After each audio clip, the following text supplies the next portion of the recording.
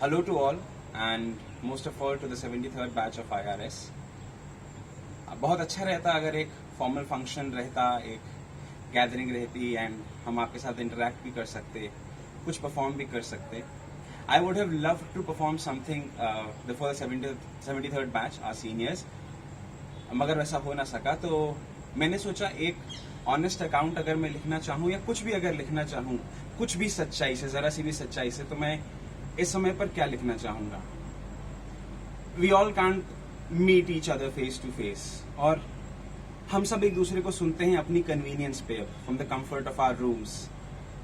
And every person has become much like a letter to us. कैसे? आप एक खत भी अपने कमरे में बैठकर आराम से पढ़ते हो, और खत जब आप पढ़ते हो तो आप ये तो पढ़ते हो कि लिखा क्या है उसमें, लेकिन आप सुनते उसको खुद की आवाज में हो.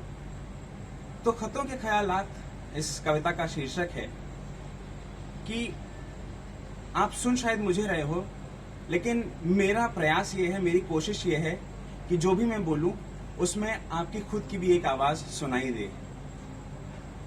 इसलिए कविता खतों के ख्यालात. एक कलम से कैसे भरूं सबके रंग की दवा, सब हैं अकेले, हर दर्द के अलग अलग जज्बात. मुबारक हो तुम सब सुनने वालों को तुम्हारे खतों के ख्यालात. कैसे उम्मीदों के तट पे त्रासदी का तूफान आता है, विध्वंस की स्तब्धता के बाद पूरब से नवगान सृजन का आता है. करवट लेता है जीवन, बदलते हैं हालात. खुद को सुनते एक खत में तुम, मैं लिखता तुम्हें एक खत का ख्याल. पिंजरे में कैद तुम, ऊपर आसमां आजाद, छोटी होती सांसें, गिरता अवसाद. जूझते तुम, मुस्कुराते, तमाम हैरानियों के बाद मेरे खत में लिखा है तुम पर आशा का ख्यालात. निराशा के बादलों के नीचे तुम्हारी जीवंतता का नाद, मैं पढ़ता तुम्हें इस खत का ख्यालात. अकेलापन साझा नहीं होता, अकेलापन साझा नहीं होता, होता साझा उस पर उन्माद.